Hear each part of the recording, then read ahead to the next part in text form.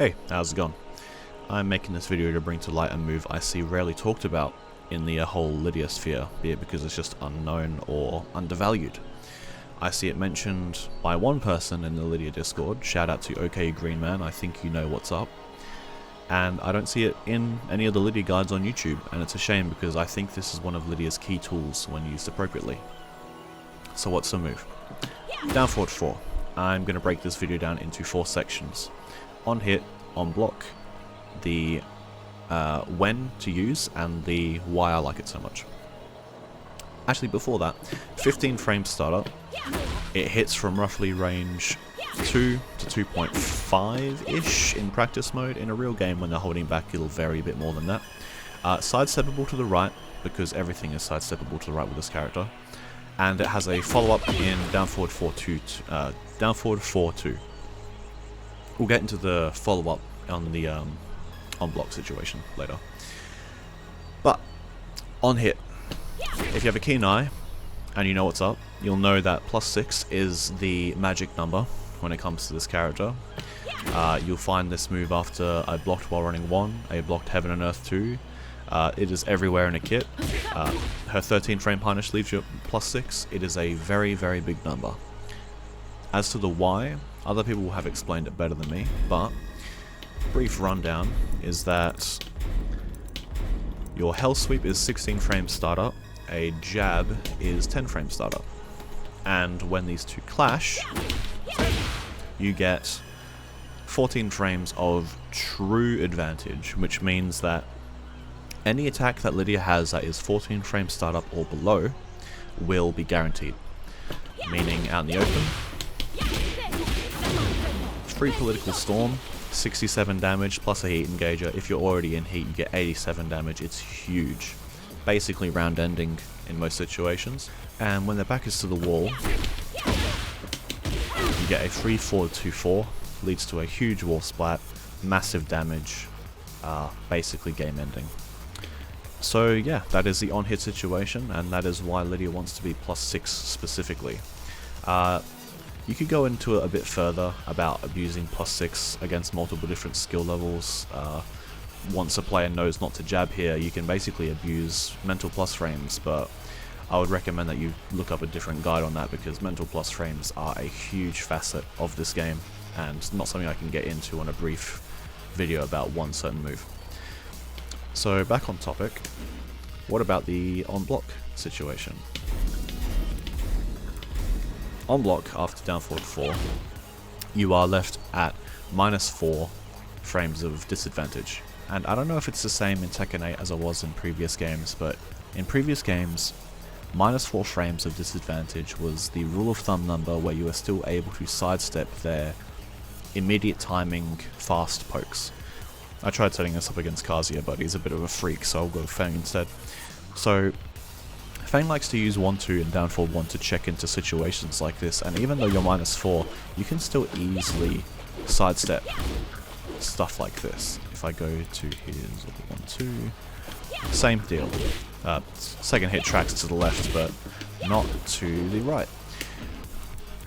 But say you've shown them that you're going to sidestep a bit too much here, and they decide to use a tracking move. In Fang's case, you might use Fish Hook back 4.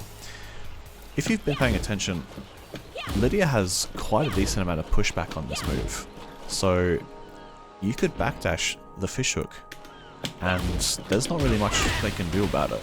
You could probably even backdash the Downfield 1 and the 1+2, and the 1-2, sorry. So you have multiple ways of dealing with situations on block that I feel like is really, really valuable to someone like Lidia who has such a strong punishment game, especially with things like Political Storm, backdash, 3-2. There's a lot that you could do with this on block situation. And on top of it being -4 by itself, your opponent also has to worry about the follow-up.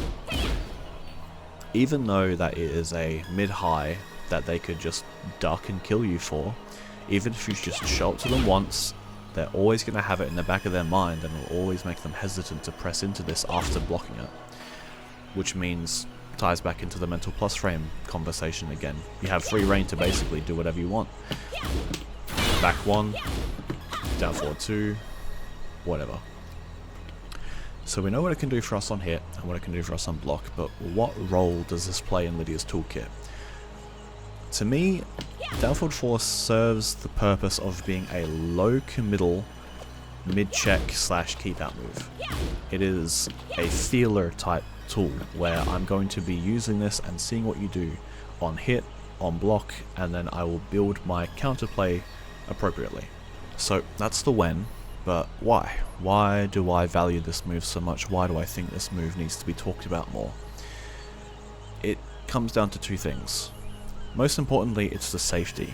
Lidia is very typically a high risk, high reward, or some might even argue a high risk, low reward character, where most of the good tools that I have, such as while running 1, back 1, forward 2, down back 3, they're all very risky to use. You could step or duck the while running 1, step the back 1, step the forward 2. Even if you don't step the forward 2 and I make a bad read, you could duck that, you could step that. All of these are launch on mistake. On block, on duck, on read, it's all launch punishable. But the safety of this move means that I can plan my offense around on hit and on block. And it's very rare that this will get sidestepped unless I do it predictably on something like immediate timing. That is the why. This move is fantastic at figuring out a game plan mid-match. That's one. Number two, the unassuming nature of the move is that when I do get rewarded and I do land this on hit and I do get that +6 situation, seeing yourself get hit by a Downfield 4 and reacting accordingly is very difficult compared to seeing yourself block a Heaven and Earth 2 or a while running 1 on block. These are all very well known by now. You know that on block it's not your turn after these tools, so you're much less likely to press into me. But on something like this, a good player will be able to restrain themselves, but intermediate and below, they're going to jab, they're going to down forward 1, they're going to try and take their turn back, they're going to think that you didn't do the full string, you're probably minus. It is very unassuming, and it is very easy to capitalize on that, compared to something like Heaven and Earth 2, where people are just going to be ready for it. So yeah, that should be about it. That's the move in a nutshell. There's a lot more that I could go into, but I don't want to keep you here for too long. Yeah, no, that should be it.